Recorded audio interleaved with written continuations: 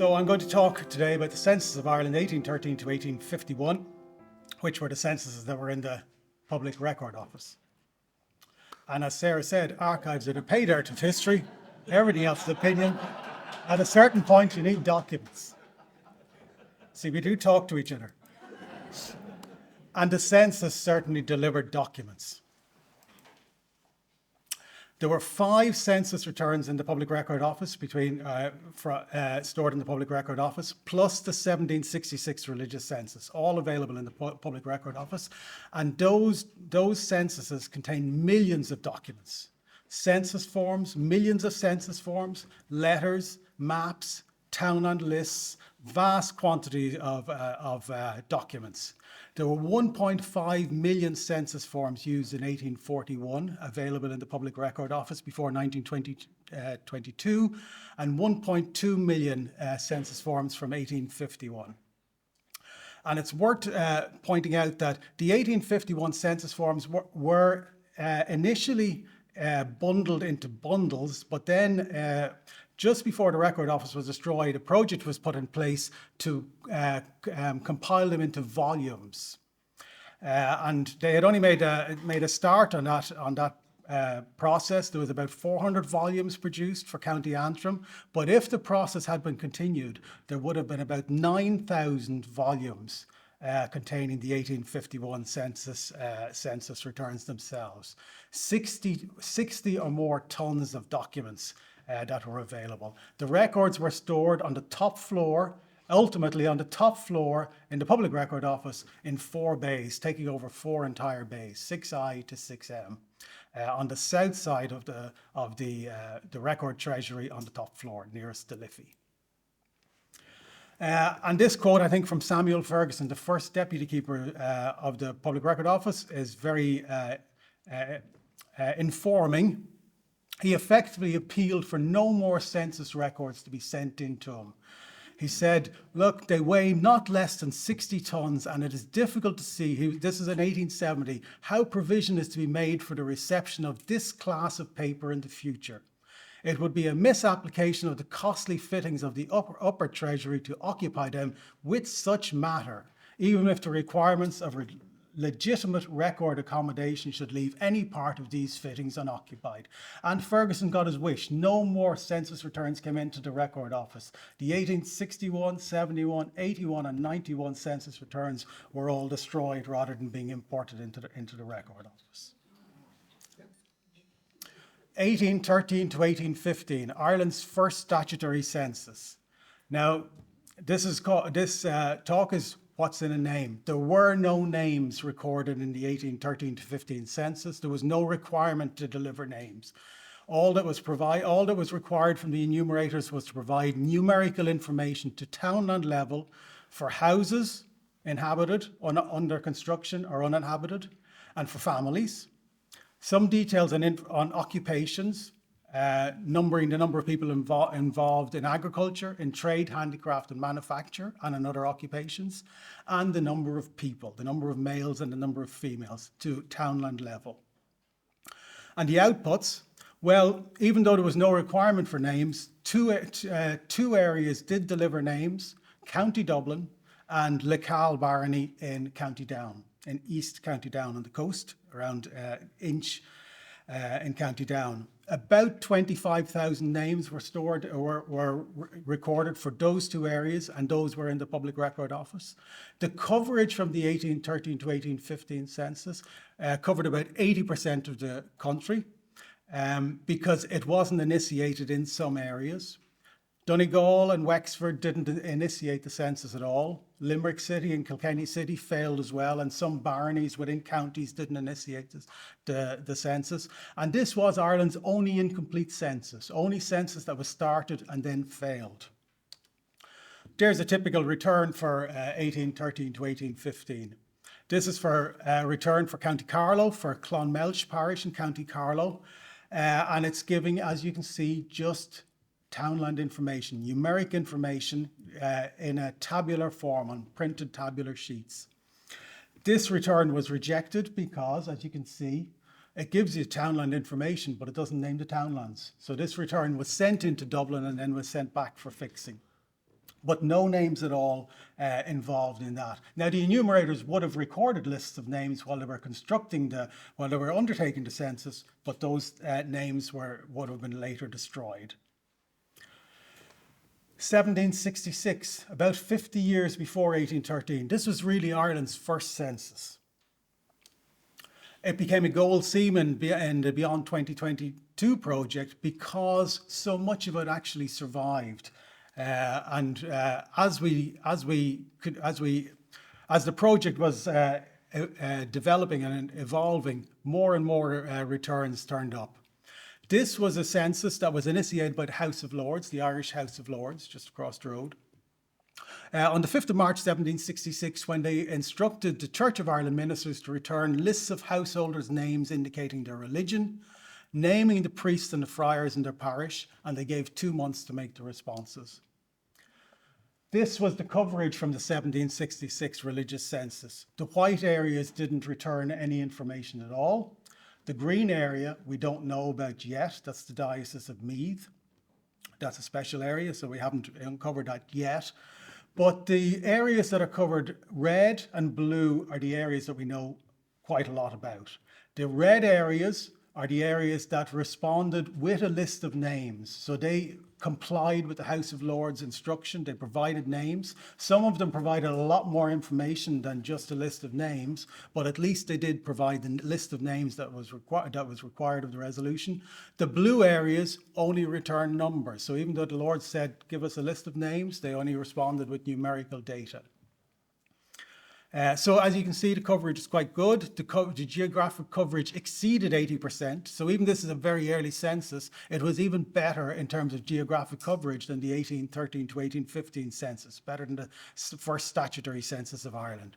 There were over 100,000 names in the Public Record Office from this census, and about 50,000 names, a little over 50,000 names have survived, either in original returns or in transcripts. The entire structure of this 1766 religious census is available in the Record Office. You can explore it. It's available. It's a gold seam. So if you were at Kieran's talk, you'd see that you can click on the gold seam and you can explore this. Every return is listed in here. Except for the Diocese of Meath, the green area on the map. Every return is listed, and we provide metadata describing the returns and providing links to some of the original material which survives and to some of the transcript material which survives. Original material, 59 original items survive in the National Archives, and the National Archives have been brilliant in making this available to us and have provided us with incredible support. And transcript material survives in the Public Record Office, in the RCB Library, in the National Library, and in the National Archives as well. And as much of that information those transcripts, images of those transcripts are available in the virtual treasury. There's an example of one return. I picked this out especially because this is the best return that survives. Even though this minister, Francis Stephen Thomas for New Chapel Parish in County Tipperary, was only asked to provide a list of names, he provides a lot more information. He provides extensive detail on the breakdown of the households, which could only have come about by him travelling from house to house within his parish, asking questions. So the information that's available in this was not matched by the Irish statutory censuses until post-famine period. This is exceptionally detailed information. Ireland's greatest census, 1821, the most extraordinary Irish census of all, is a groundbreaking social survey. It was the first census in the English-speaking world to record all names. Okay, all censuses in Britain and in the United States only recorded either numerical information or the name of the householder and detail for the household. This census recorded all names. It's the earliest complete listing of the Irish. It was extremely popular with genealogists before 1922. They transcribed many genealogists like Gertrude Thrift and Philip Crossley and Tennyson Groves, transcribed lots of information from this, lots of names. Scope for enumerators observations. There was 6.8 million names recorded in this in 279 double-page volumes. This was an enormous survey.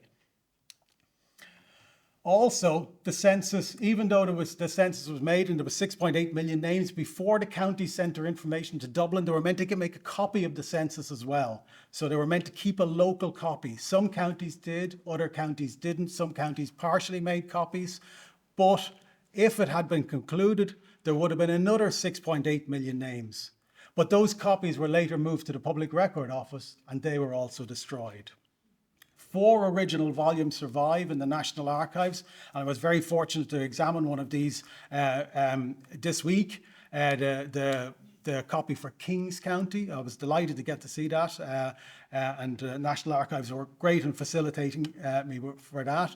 There are some contemporary copies surviving for County Cavan and for parts of Leitrim and for Tipperary, and transcripts as well. And this is a really key target for us in phase 2. There's an example of a return from Kings County that I just photographed during the week. It's got observations, and here's an observation on a statue in Birr that you can still see standing today. That's the Lawrence Collection statue in Birr. So a great social survey available to us. 1831, Ireland's most accurate census. This recorded only the names of householders rather than the names of everybody. So even though the population was higher, it only recorded about 1.385 million householders' names. This census is greatly misunderstood.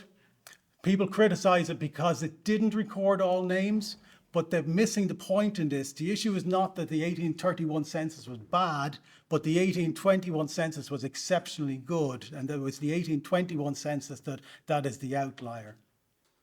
In terms of survival, it's not great. There are hundreds of names at best, and you can see why it was ignored by genealogists, because, look, if you're trying to investigate Walter Walsh, you have 4 Walter Walshes to choose from, you can't know who it is. Ireland's first census day, 1841, the first modern census. Self-enumeration was introduced with forms distributed in advance with the census day on the 6th of June, 1841, the same as Britain. There were various illiteracy issues involved, so some people couldn't fill out their forms. Self-enumeration had been tried before, once in 1798 with James Whitelaw's Census of Dublin.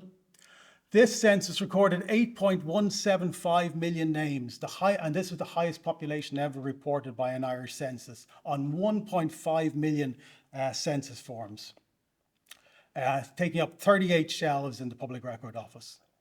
There's an example of a form filled out, providing quite extensive detail on the families. 1851, Ireland's first post-famine census, the first census to report population decline. As you can see, the population was 6.552 million.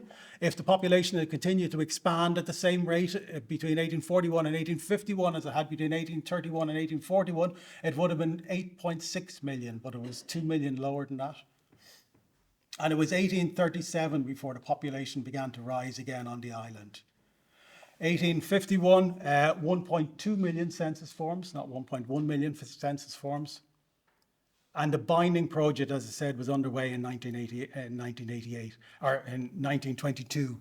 There's an image of this binding on 23 volumes for County Antrim, which survive in the National Archives. It's a magnificent set. But if this is reflective of the true situation, by the time the binding project was finished, there would have been 9,000 volumes like this, and a wonderful resource for the Irish historian. There's a view of the Irish statutory census returns that we are aware at the moment have survived. This map shows original returns and contemporary copies that were made, and also a small section of key transcripts. The items that are ringed are items that are available for viewing in the virtual record treasury at the moment. Okay, so that's for a census return for Longford Barony in County Galway, on East County Galway, and 2 parishes in Clare Barony in North County Galway, and also an 1831 census return for Inistioge in County Kilkenny. They're the circled items, and there are a lot more items that we will be focusing on during phase 2, as you can see. And the areas marked by the red dots here, they're items that we're aware of as well, and we're investigating at the moment. So do keep an eye on the localities and communities phase. Very excited about what we can do with the census. We're not going to recover the census. The census is gone, but there is a lot more surviving than we expected. And we're always willing and always happy to hear from people who know about local censuses, because we're not going to know about them when we rely on people telling us about them. And 2 of those censuses have come about through that. From information from the general public. So we're always happy to hear about it. So thank you very much for your time. And I'm going to hand back now to Peter, who's going to take up again. Right? Thank you.